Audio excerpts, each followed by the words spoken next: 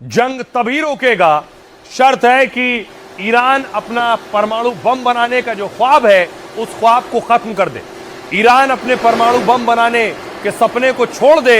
यही शर्त है अमेरिका की, तभी वो जंग से पीछे हटेगा।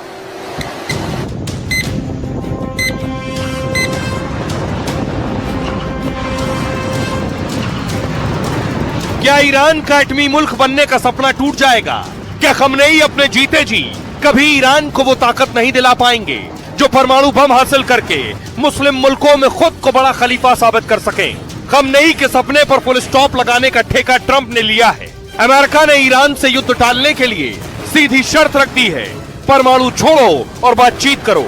यानी ईरान के लिए एक तरफ कुआं और एक तरफ खाई है, या तो बरसों से चल रहा उसका परमाणु प्रोग्राम बंद कर दे या फिर ट्रंप के युद्धक बेड़े का सामना करे। अब फैसला खमनेई को करना है, क्या वो एटम बम चाहते हैं या फिर ट्रंप से सीधी टक्कर।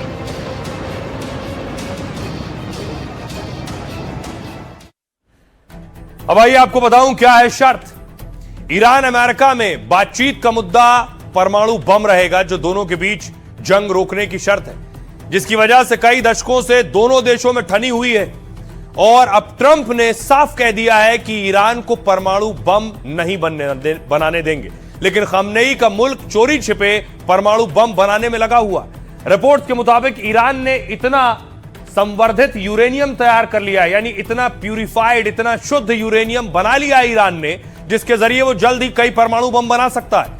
इसके लिए ईरान कई परमाणु ठिकानों पर भी काम कर रहा है। ईरान के 3 ठिकानों पर जून 2025 में अमेरिका ने बमबारी की थी। इन एटमी अड्डों पर बंकर बस्टर बम और टॉम हॉक मिसाइलें दागी गई थी। उसके बाद कहा जा रहा है कि ईरान का परमाणु कार्यक्रम पिछड़ गया है, लेकिन खबरें हैं कि हमलों से पहले ईरान ने यूरेनियम वहां से हटा लिया था। इसी संवर्धित यूरेनियम को किसी देश को ट्रांसफर करने की भी चर्चा है, लेकिन ईरानी सुप्रीम लीडर खमनेई के सलाहकार ने इससे इनकार कर दिया और साफ कहा है कि ईरान अपना यूरेनियम किसी देश को नहीं देगा। मतलब ईरान अपनी एटम बम बनाने की जिद नहीं छोड़ने वाला है। उधर ट्रंप किसी भी हाल में ईरान को परमाणु बम नहीं बनाने देंगे। अमेरिका ने 3 शर्त रखी थी। पहली, ईरान यूरेनियम की प्रोसेसिंग बंद करे, यानी उसका शुद्धिकरण। दूसरा, बैलिस्टिक मिसाइल प्रोग्राम रोके। और तीसरा, आतंकी गुटों को समर्थन ना दे। लेकिन ईरान ने इनकार किया और सेना के चीफ ऑफ स्टाफ ने बड़ी धमकी दी है। ईरान ने कहा अगर गलती की तो कोई अमेरिकी सुरक्षित नहीं रहेगा। क्षेत्र में भड़की आग अमेरिका और उसके सहयोगियों को जला देगी। सुनिए जरा क्या कुछ कह रहे हैं डिप्टी कमांडर। به نمایندگی از شما و همه رزمندگان عزیز اسلام به ایشون بدم که मैं दुश्मन को आपके और इस्लाम के सच्चे सिपाहियों के दम पर चेतावनी देना चाहता हूं कि इस्लाम रिपब्लिक ऑफ ईरान के साथ समझदारी से पेश आइए, वरना हमारे ऐसे कदम देखने को मिलेंगे जिनका आपको बहुत पछतावा होगा। عاقلانه رفتار نمایند। अमेरिका के साथ परमाणु वार्ता शुरू करने को लेकर कूटनीतिक कदमों की समीक्षा और अंतिम रूप दिया जा रहा है। राष्ट्रपति के निर्देश के बाद प्रक्रिया आगे बढ़ी है। ईरान पर लगे प्रतिबंध खत्म किए जाने चाहिए। अमेरिका अपने नौसैनिक बेड़े को भी वापस ले जाए। ईरान के दुश्मन ईरान की शक्ति को सहन नहीं कर सकते। उनका लक्ष्य ईरान को बर्बाद करना था, लेकिन महान ईरान राष्ट्र ने अमेरिका को करारा जवाब दिया। करीब 1 महीने में हम ट्रंप, अमेरिका और उसके सहयोगियों के लिए अंतिम संस्कार की नमाज पढ़ेंगे।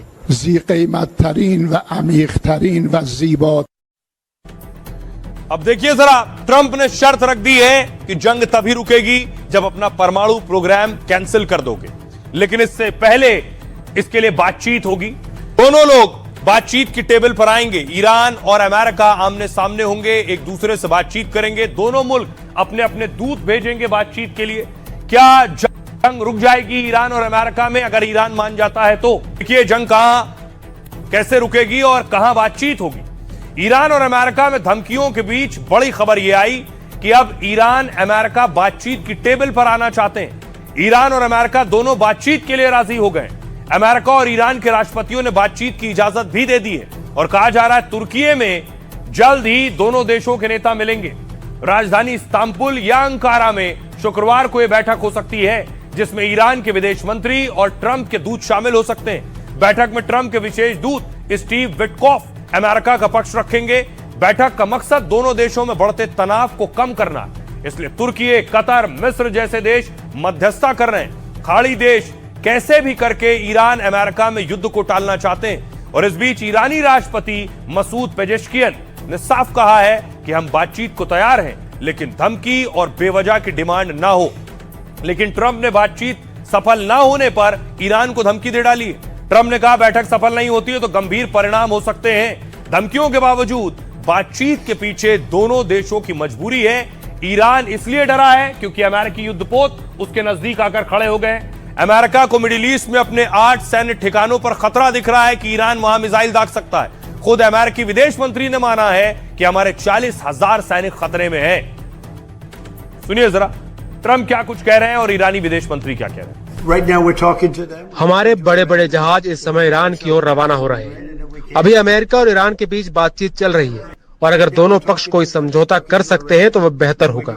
अगर हम डील नहीं कर सकते तो संभवतः बुरी चीजें हो सकती हैं। Probably bad things would happen. We've always been ready for war. Iran हमेशा समानता, पारंपरिक सम्मान और हितों के आधार पर कूटनीति के लिए तैयार रहा है, लेकिन हम दबाव, धमकियों और एक तरफा शर्तों के तहत बातचीत स्वीकार नहीं करेंगे। और आइए खबरों में आगे बढ़ते हैं। अब देश की बात करते हैं। देश में एक बवाल चल रहा था, हंगामा हो रहा था जो शांत हो गया था, लेकिन अब फिर उबाल मार रहा है। यूजीसी पर विरोध बनाम समर्थन की लड़ाई हो रही। 3-4 दिन देश के अलग अलग शहरों में विरोध हुआ। जो यूजीसी के नए नियम आए थे उनके खिलाफ विरोध हो रहा था। लोग सड़कों पर उतरे, मामला सुप्रीम कोर्ट गया और नए नियम पर रोक लग गई। लेकिन नियम पर रोक लगी तो अब दूसरा पक्ष यानी पिछड़ी जातियों से जुड़े लोग विरोध कर रहे हैं कि नियम लागू किए जाएं। अगली तस्वीर दिखाऊं, ये आप देख रहे हैं दिल्ली की तस्वीर, जहां यह प्रदर्शन हो रहा है कि यूजीसी के नए नियम लागू हो।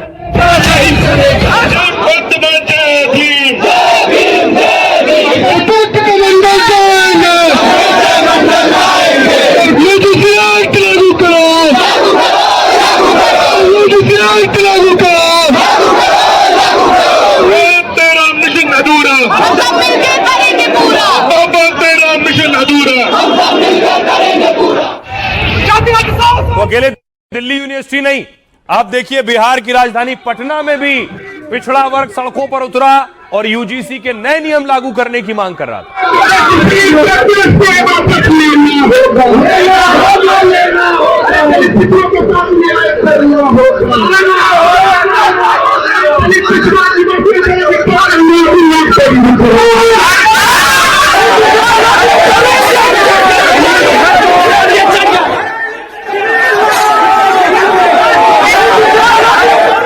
और ये विरोध प्रदर्शन जो पटना में हो रहा था यूजीसी के नए नियम लागू करने को लेकर, वो पुलिस से झड़प में बदल गया। प्रदर्शनकारी बैरिकेडिंग पर चढ़ने लगे।